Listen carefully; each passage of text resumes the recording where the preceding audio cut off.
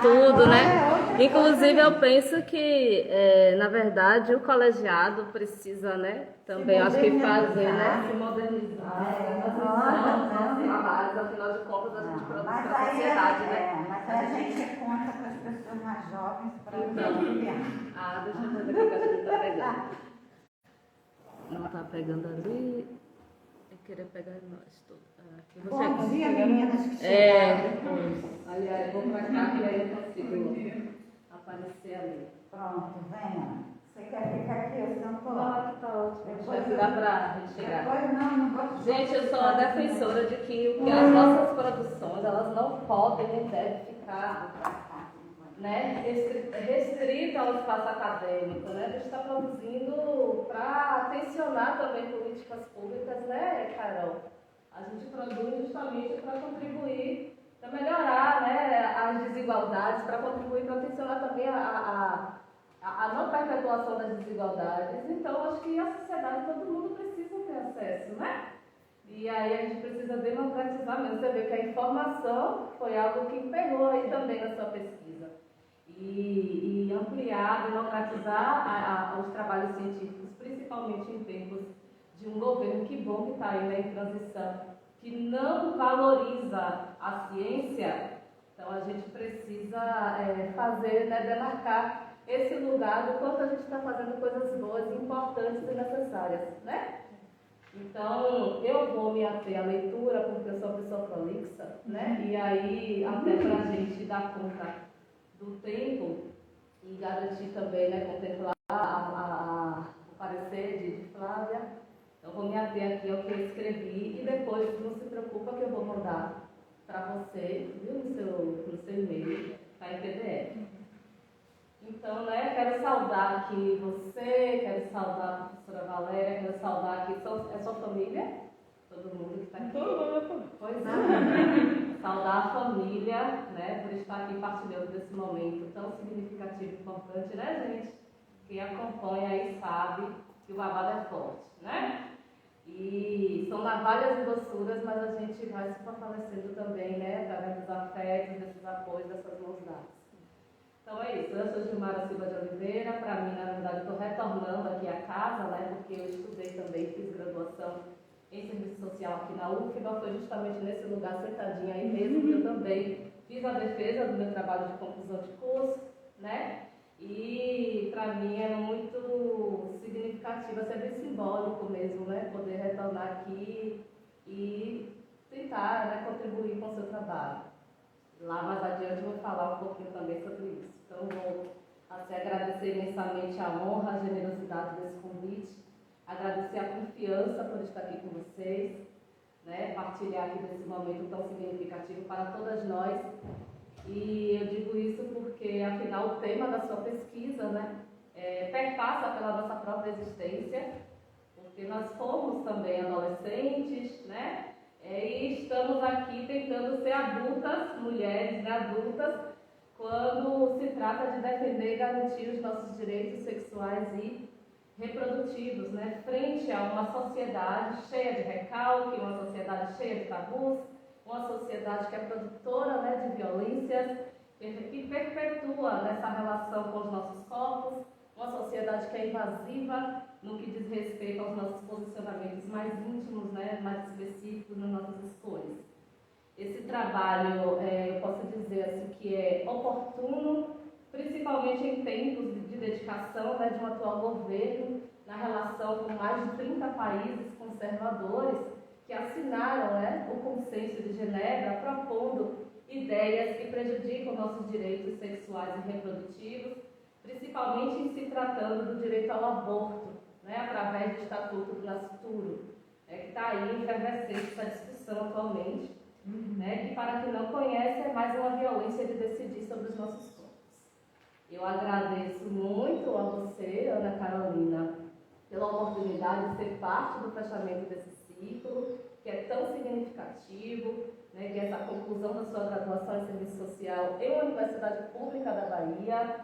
Neste sentido, acho que é importante dizer, né, assim, que eu não estou falando de qualquer lugar, nós sabemos que esse aqui ainda é um lugar, né, que demanda a desobediência de pedagogias coloniais, embora embora no decorrer da nossa formação ouvimos muitos discursos belíssimos, né, de decolonialidade na construção do saber e do conhecimento, a minha honra e alegria também, né, se justifica pelo fato, como eu disse antes, de ter sido aluna dessa graduação no período de 2012 a 2018 e, portanto, por isso é muito significativo ocupar esse lugar, né, de convidada para compor essa banca, porque também fui orientanda da maravilhosa, né, da minha, que chama de minha Moura, Valéria Noronha, né, que me acompanha, me fortalece, me abraça desde a graduação, passando pela especialização, foi minha prova de especialização, foi minha orientadora também no mestrado acadêmico, no programa de pós-graduação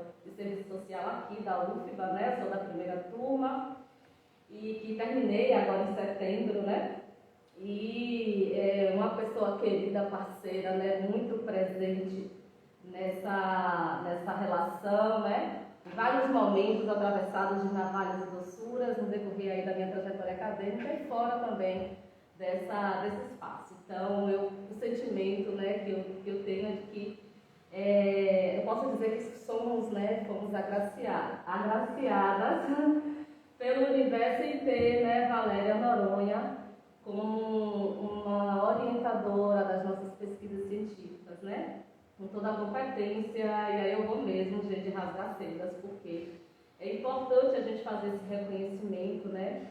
Porque ela tem também uma escolha, ela faz uma escolha política de romper com formas rígidas, burocráticas e frias de se relacionar no processo de orientação acadêmica. Eu penso que é importante falar sobre isso, e eu não canso também de defender essa forma solidária de fazer ciência, né? Então, eu acho que nós não precisamos e nem devemos sustentar a lógica ainda tão abraçada no âmbito da universidade, né, do ensino superior, de que ser orientador, orientadora, fazendo aqui a adequação do vocabulário, porque temos, né, pessoas LGBTQIA+, trans, travestis também, né, ocupando esse lugar, não significa que ela está aí para ocupar o lugar da opressora, do opressor, né? E quem está nesse lugar de orientando, orientanda, de orientande, não significa também que está para ocupar o lugar da subalternidade, da inferioridade intelectual, né? E de que está fadado ou fadada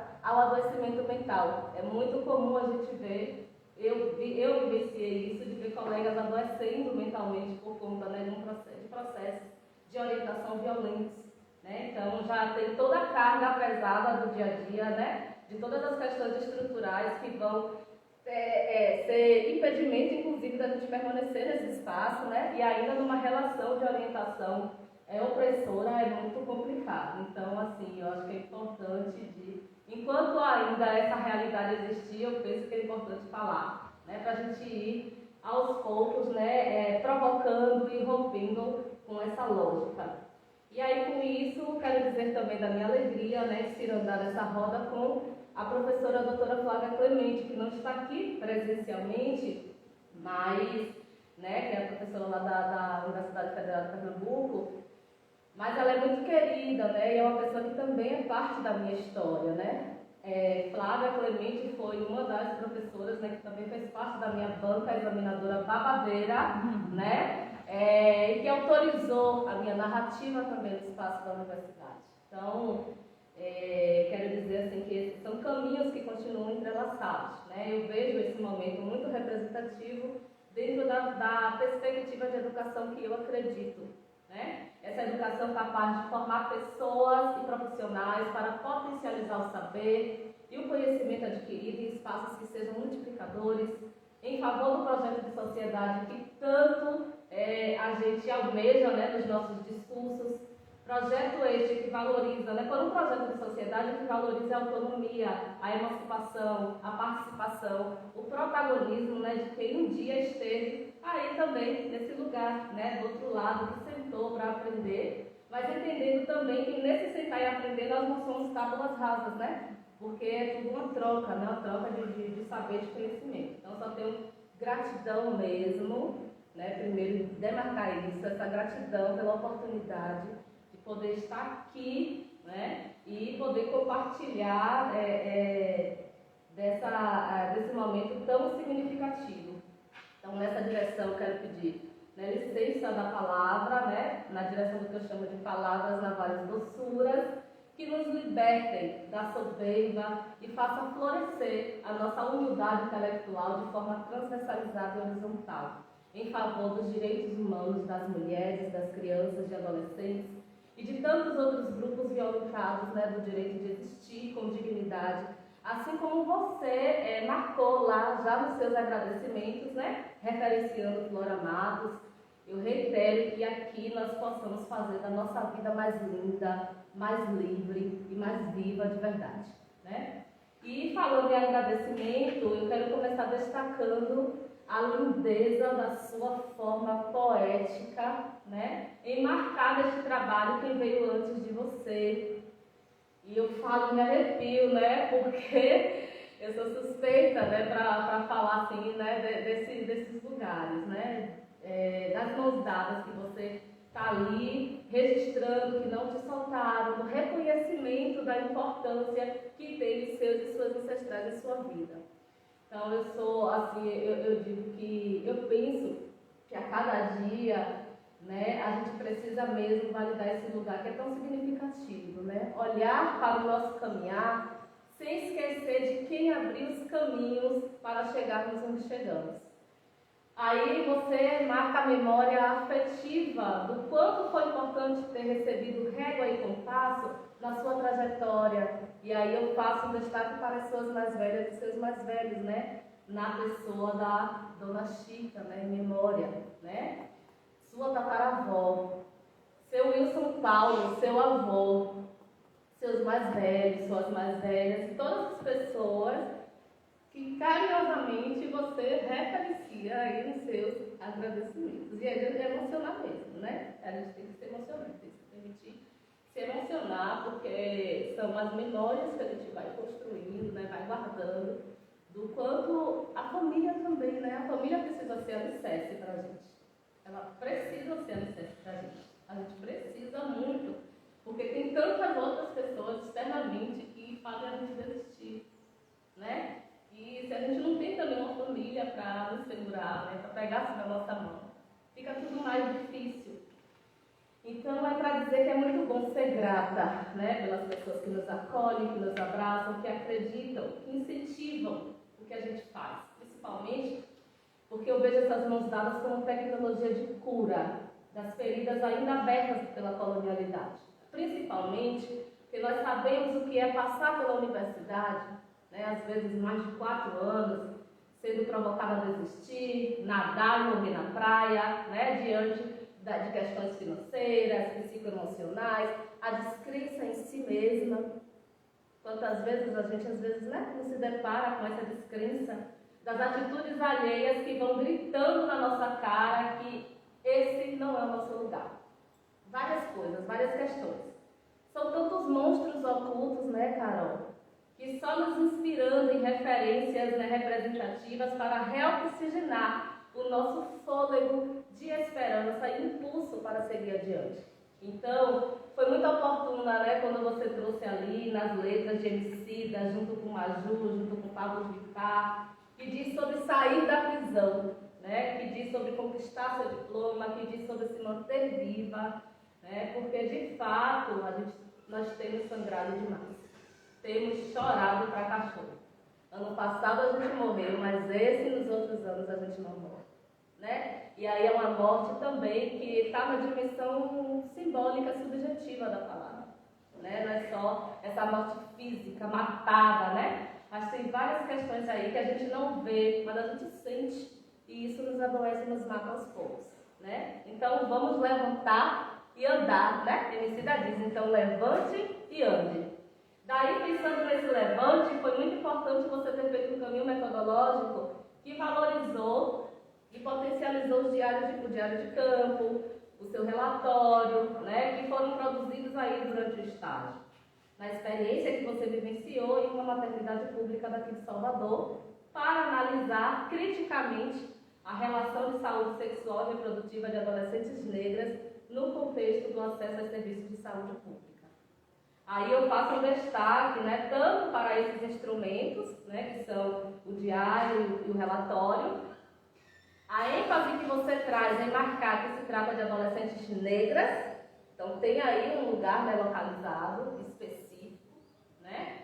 E também sobre o que te motiva inicialmente a pensar os direitos sexuais e reprodutivos a partir da sua própria existência, né, das suas experiências enquanto uma mulher negra, na relação com o profissional de saúde que você menciona lá no seu trabalho, né, atendida aí por um médico. E é bom a gente falar muito quem é esse profissional, porque geralmente é esse, né, endeusado, né, o médico tem então um poder, né, que também até na literatura, nos discursos a gente vai vendo uma superioridade na relação, né, uma superioridade do saber, do conhecimento, do fazer, mas foi um médico que te provocou também a você, né, tecer essas considerações e elaborar um estudo tão importante, né, tão potente.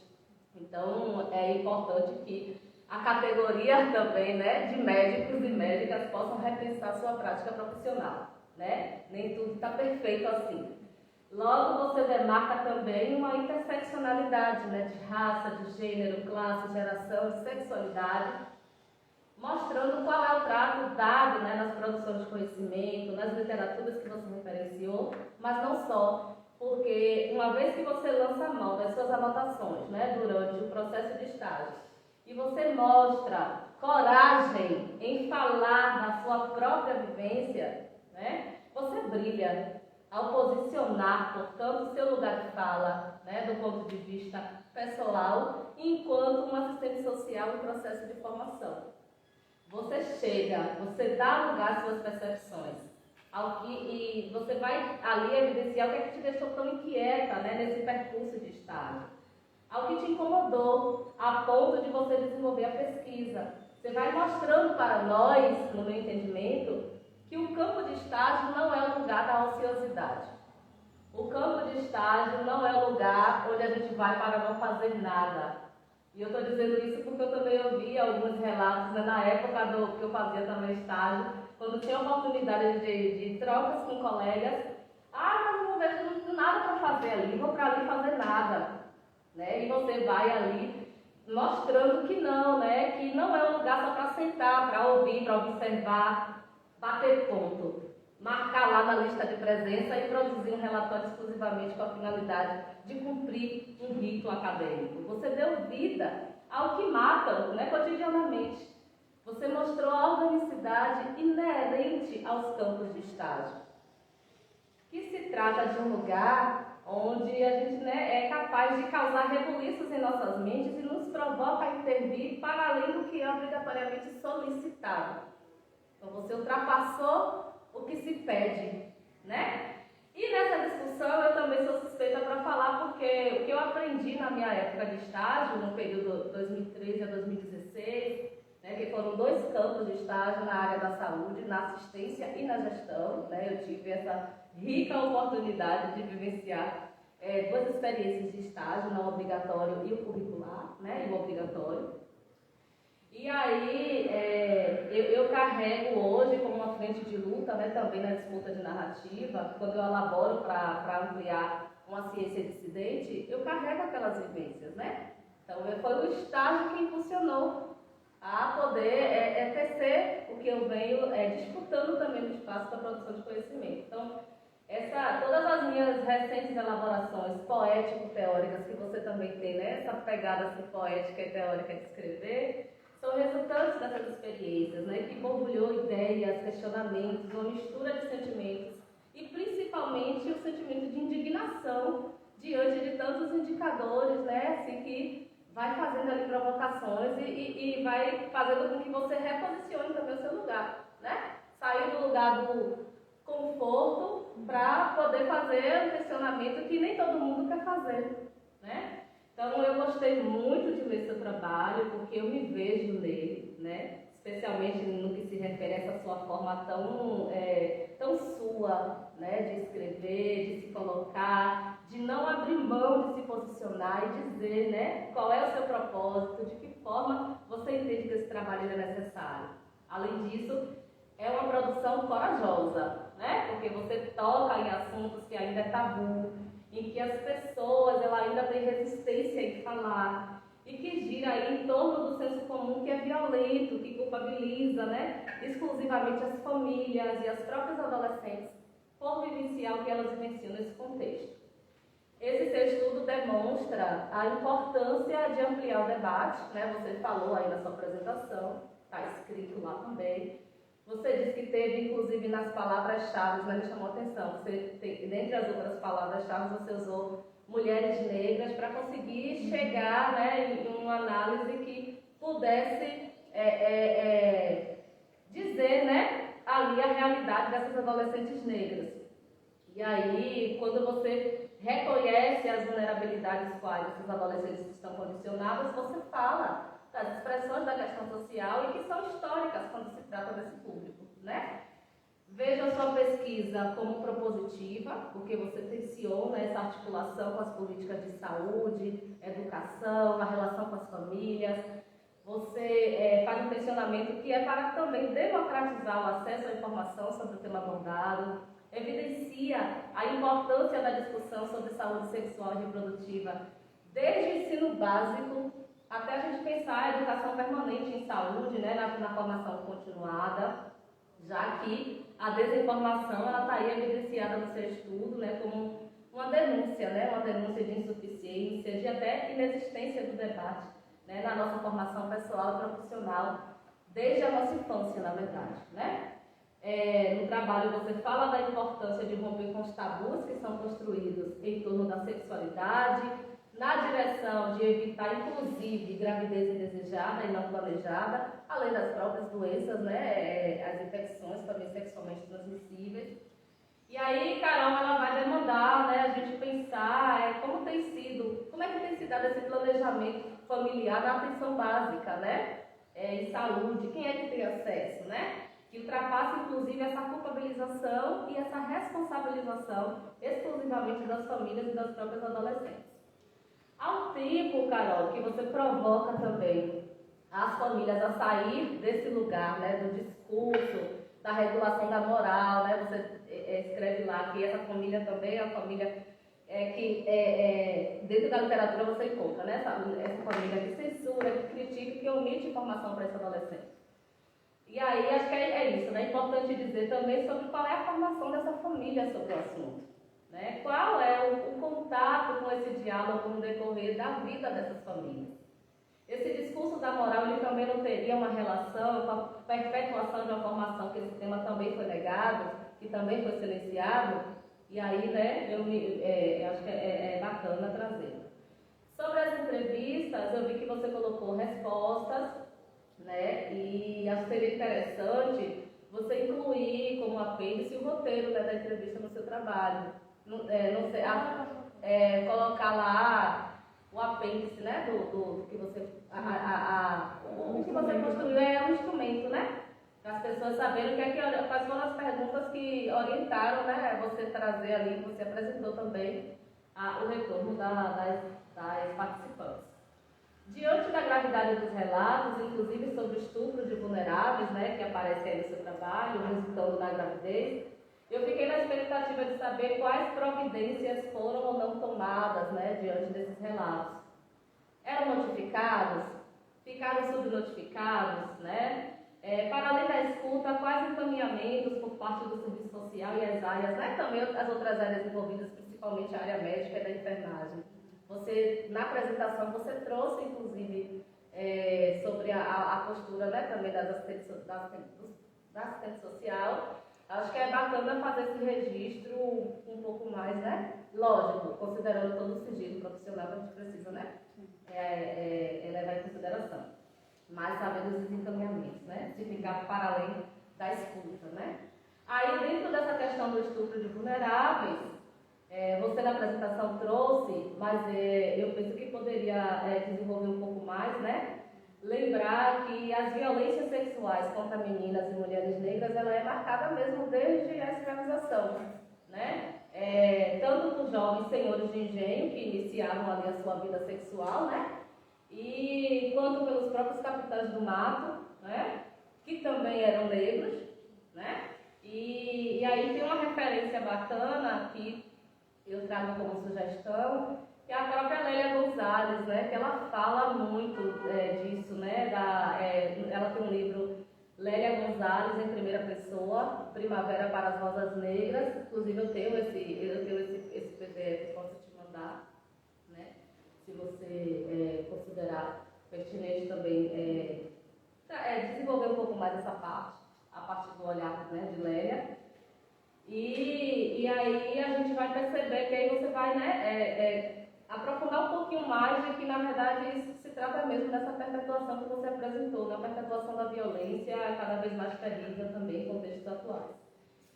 Um ponto que eu gostaria também, né, de saber como foi sua abordagem para acessar as informações, né, que caracterizaram ali a história de cada uma das participantes da pesquisa. Como é que você, se você se deparou com alguma dificuldade para estabelecer o diálogo com elas? Porque eu fiquei pensando, né? Uma coisa é a gente estar no campo de estágio, estabelecendo ali uma relação de estagiária com a adolescente, outra coisa é você estar nesse lugar de alguém que está ali para fazer uma pesquisa e do outro lado, né, para ouvir a narrativa dessa pessoa, para além dessa relação, né, de estágio. Então, eu queria, assim, se você pudesse também falar um pouco mais como é que foi esse momento, como foi chegar nelas, a partir desse lugar de pesquisadora, e uma pesquisadora que está na mesma faixa etária, né, como você coloca, na mesma faixa etária das adolescentes, e pesquisadora negra, né, também. Deixa eu ver outra coisa, cadê? Bom, eu tenho uma coisa assim, eu gosto muito de chamar, né, quem está com as participantes, né, eu não gosto do termo objeto de pesquisa, né, eu sei que metodologicamente falando, usa-se muito esse termo, mas no nosso trabalho, né, por exemplo, eu estou usando sempre coautoras, né, porque eu acho que dá mais uma conotação, né, de estar fazendo a construção coletiva mais de perto, né, porque ela está ali em coautoria com você, né, a partir também da narrativa dela, ela também está enriquecendo o seu trabalho para você desenvolver a sua pesquisa. Também penso que é interessante você dizer sobre a partir de qual instrumento, né, as narrativas das coautoras foram autorizadas para você fazer, né, esse estudo, se você usou algum termo de consentimento, elas assinaram, que aí é bom você registrar isso na pesquisa, né, considerando as recomendações também éticas de pesquisa. Sobre a orientação sexual e identidade de gênero, que você identificou como sendo adolescentes cisgêneras heterossexuais, eu fiquei me perguntando, também não sei se eu me passei na leitura, mas eu fiquei me perguntando se foi uma autodeclaração das adolescentes, elas que disseram, eu sou mulher cis, heterossexual, ou você colheu isso de alguns dos instrumentos de trabalho, né, que identifica elas, ou do próprio do instrumento de trabalho geral do hospital da instituição, ou se no setor do serviço social mesmo, né, existe esse campo, que é um campo de identidade de gênero, orientação sexual, você se baseou por ali, ou você também, a partir de do seu conhecimento prévio, que concluiu que seriam cisgêneras heterossexuais. E por que eu estou fazendo essa pergunta? Porque primeiro que é um tema que eu, né, desenvolvo nas pesquisas, né, em relação à cisgeneridade, às transtravestilidades e o impacto dessa estrutura cisgênera, né, nas vidas das pessoas trans, mais especificamente das mulheres trans negras e travestis negras, né, é um tema que eu priorizo dentro das minhas produções. Mas porque também dentro dessa discussão sobre cisgeneridade, né, autodeterminação, autodefinição de gênero, o ser cisgênero, ainda é uma pauta em discussão no que se refere às pessoas conhecer esse termo, né, de conhecer, de se reconhecer como tal e se identificar como cis.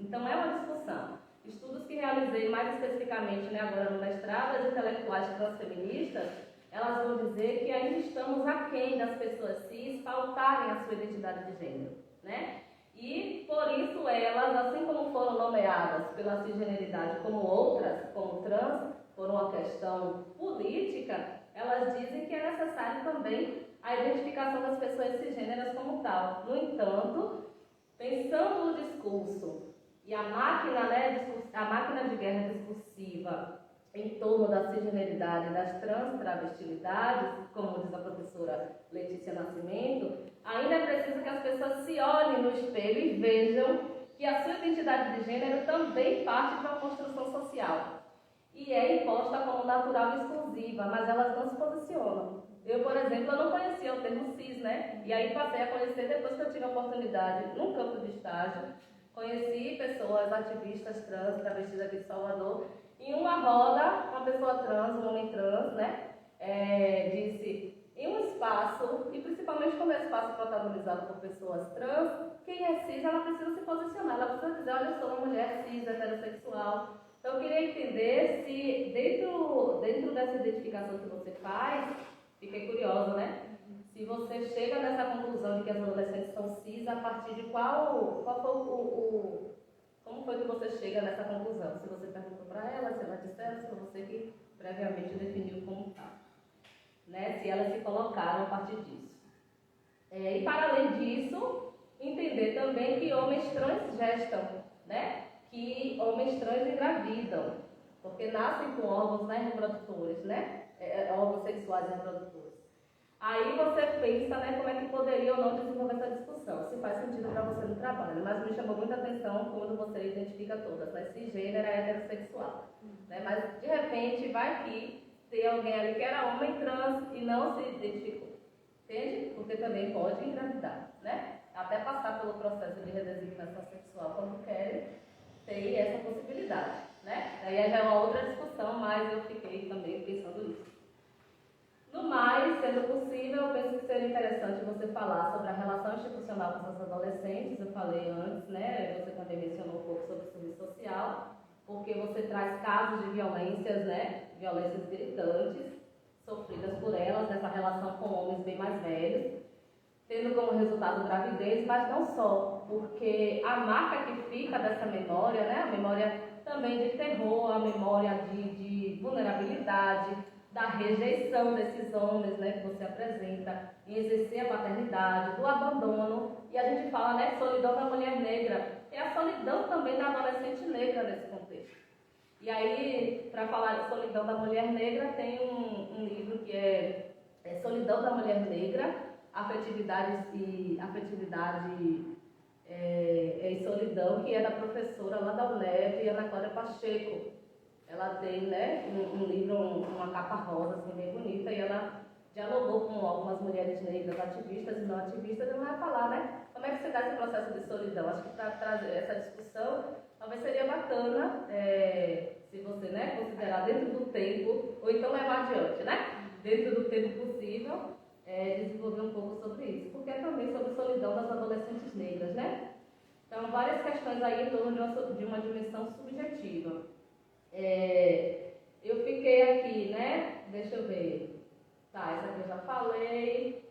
Então, esses são os pontos que me chamaram a atenção, né? E quero mesmo, assim, parabenizar você pelo trabalho, né? Vejo que é uma produção que precisa ser publicada, né? Você pode ampliar esse debate, levar para o mestrado, né? Se você desejar, eu fico na torcida que você leve. É o spoiler. O spoiler, que aí é um spoiler, como você já disse, é spoiler, então vai, né? É um estudo que pode ser potencializado e utilizado como referencial nas escolas, acho que de dialogar, né, com as escolas, desde o ensino fundamental, pode ser também utilizado como base para práticas em saúde, né, mais humanizadas. É excelente, né, para fazer sensibilização, mas sobretudo é propositivo para que profissionais das áreas de saúde, da educação e familiares possam ter um olhar mais cuidadoso em relação às adolescentes, né? E para as adolescentes é um estudo que representa uma ferramenta muito potente, para que elas também possam olhar para si com mais amor, com mais afeto, com mais cuidado, né? Porém, nós sabemos que aqui você também faz uma denúncia da negligência do Estado, né, nessa atenção. Porque se pensarmos, por exemplo, a lógica em torno do discurso fascista de ideologia de gênero, a gente esbarra nos impedimentos para que nas escolas esse debate ele não seja pautado, né? Não seja pautado de forma saudável e natural.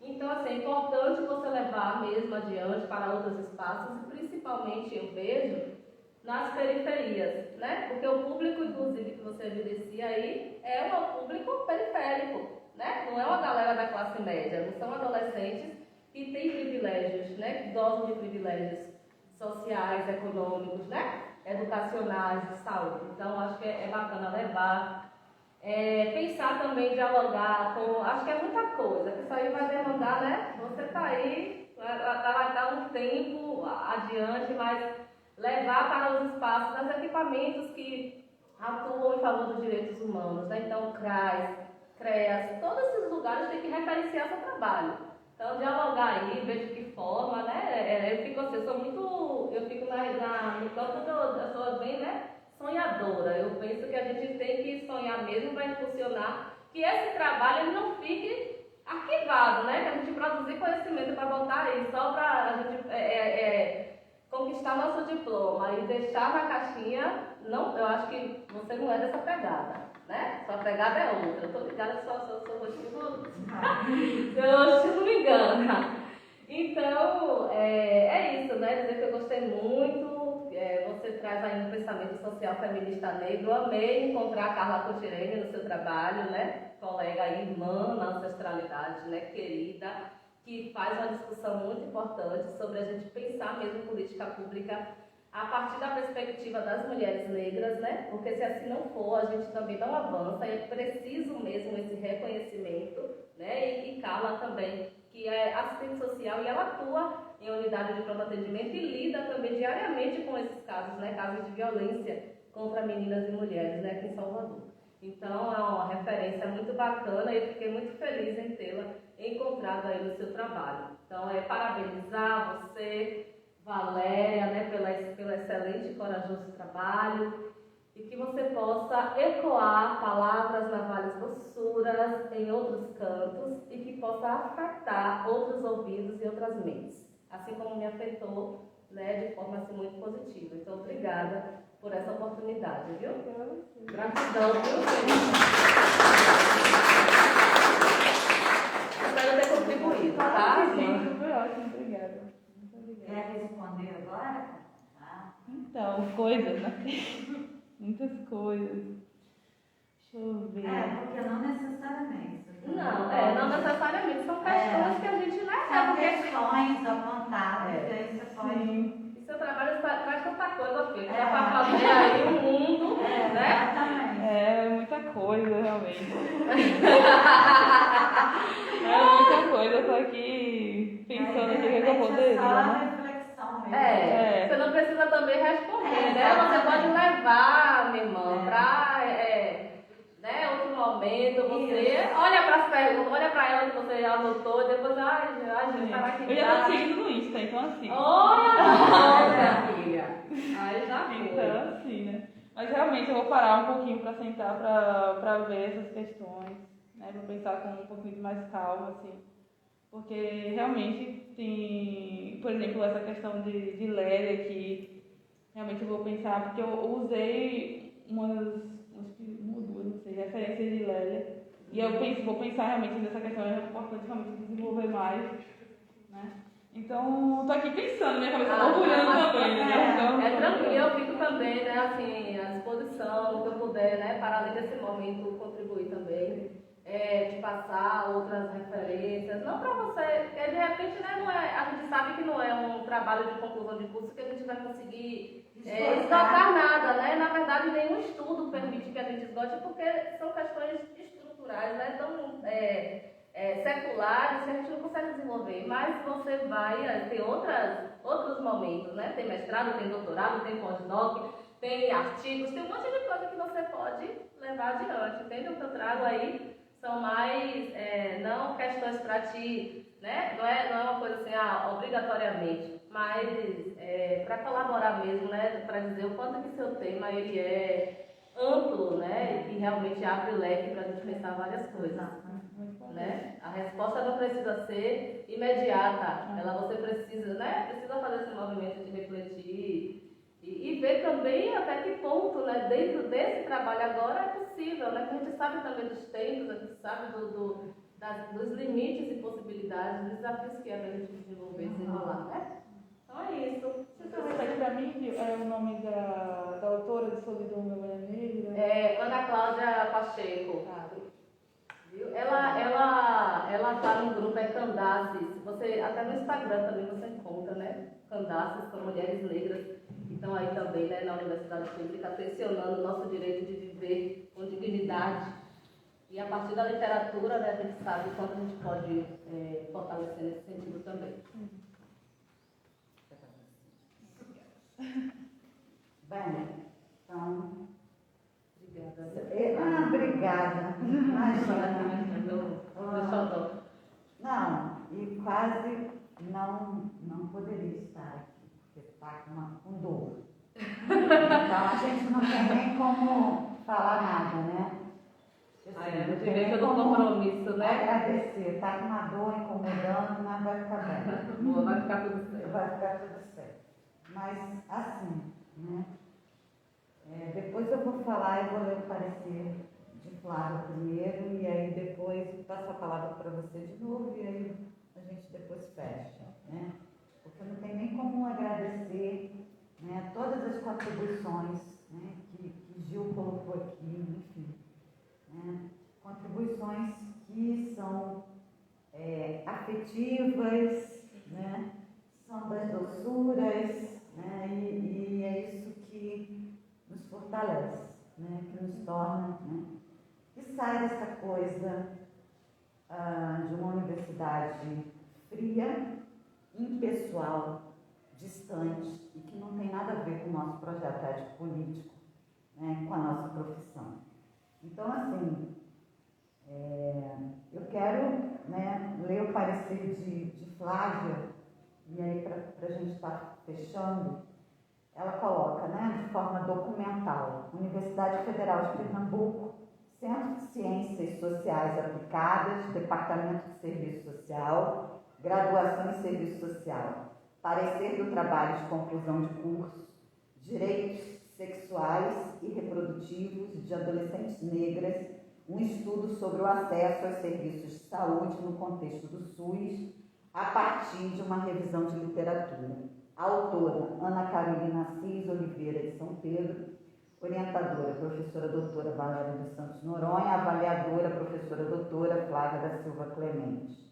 Com meu cordial cumprimento, venho através desse documento expressar meu parecer quanto ao trabalho de conclusão de curso apresentado pela estudante Ana Carolina Assis Oliveira de São Pedro, sob orientação da professora Valéria Noronha.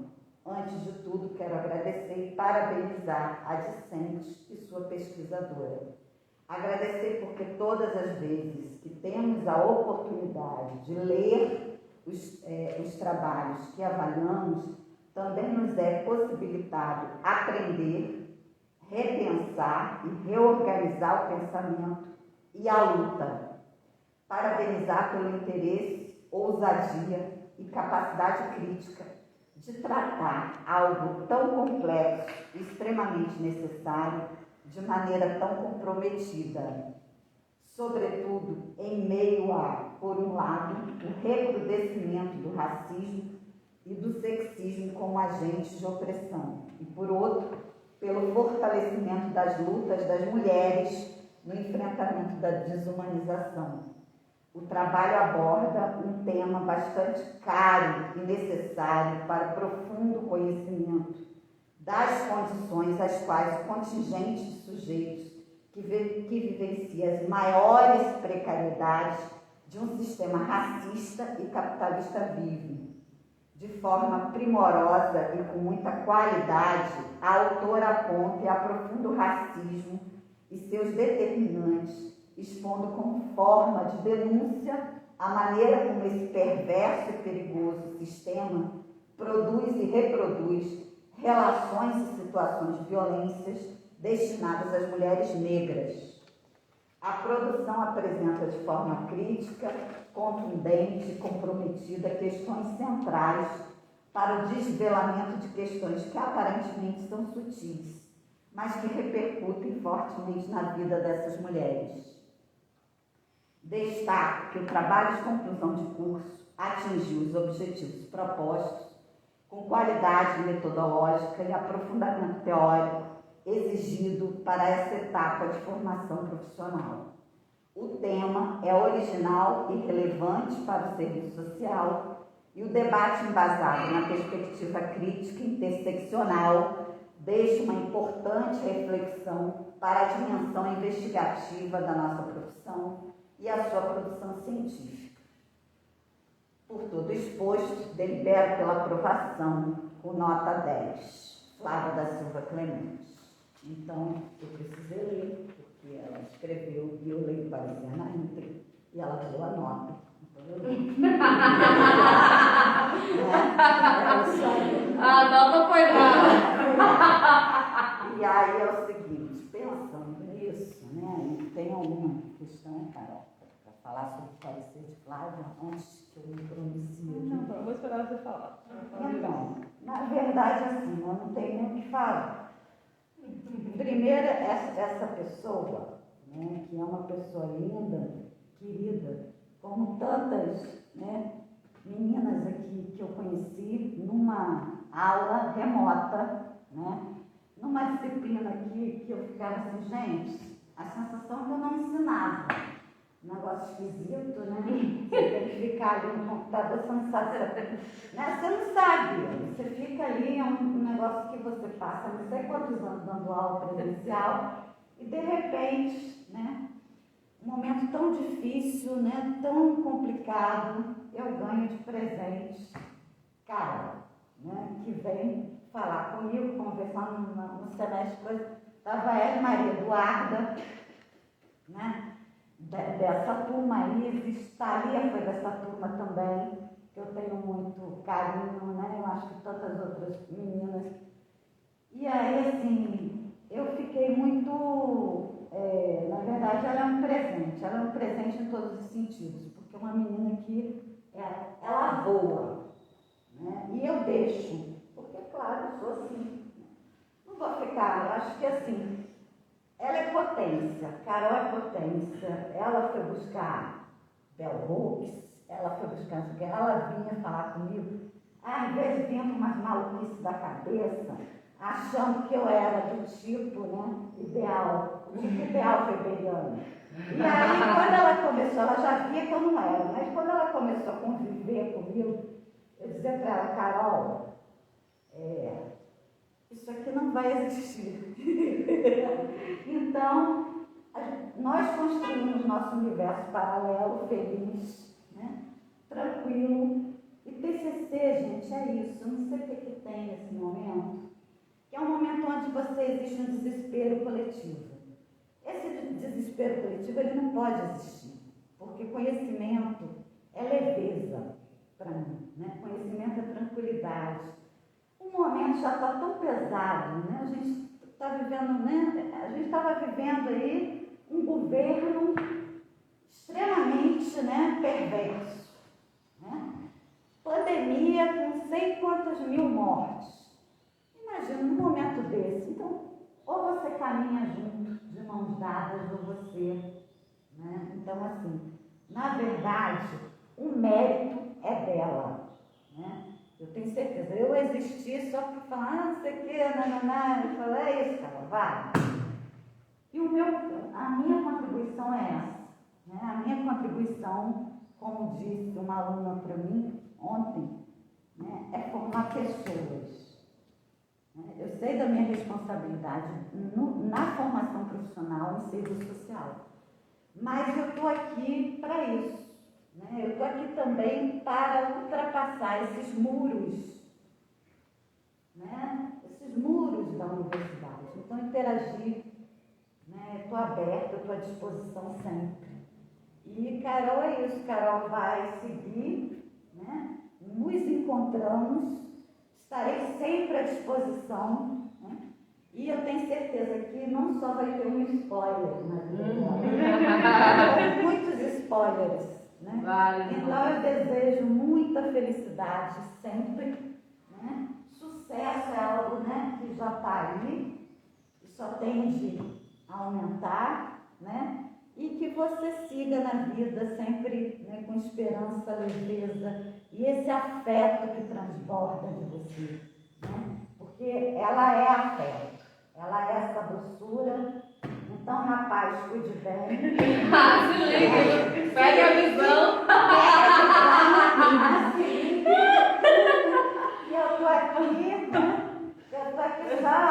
já peguei ali no casarão.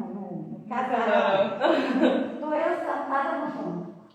Ninguém imagina que uma pessoa, né, uma professora, vai sair da sala e vai sentar no banco.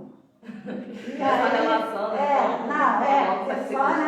Estou eu sentada no banco, vem ela toda bonitona, um vestido e ele atrás.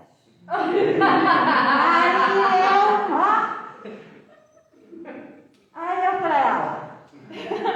Aí eles pararam, oi, oi, tudo bem? E aí, como é que tá?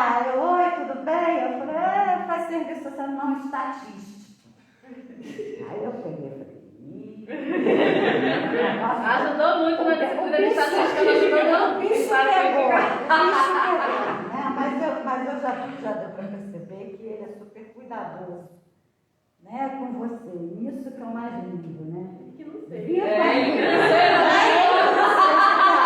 mas é isso, viva o amor, viva o cuidado. Viva mesmo. Né? E teu trabalho traz isso, né? Desafio aí, porque você retrata histórias, você resgata situações dolorosas, que passa pela questão do autocuidado, do cuidado, do afeto, né? E de trajetórias que são marcadas pelo racismo, pelo sexismo, né? Enfim, Coisas fortes. fortíssimas. Então, se a gente não, né, tiver esse momento, na verdade, esses momentos, a vida fica muito, né, muito dura, muito sem as doçuras, só as navalhas. Tem que ter doçura, né? A gente merece. É um direito nosso, né? Então, parabéns, sabe? E o mestrado te aguarda e o doutorado também. Então, é isso. Então, eu vou pedir agora, né, para sair 3 minutos só para ela dar a nota dela e aí eu fixar a minha. A nota que ninguém mais sabe, ninguém sabe qual é. E é isso. Deixa eu interromper ali aquela gravatória. Tá lá, viu, Gilmara Silva Consultoria. Vocês depois acompanhem no Instagram. Olha só, gente, que maravilha. A defesa dessa linda aí, ó. Maravilhosa. Ana Carolina. Então, vamos Vou encerrar aqui. Beijinhos. Gilmara, declaração.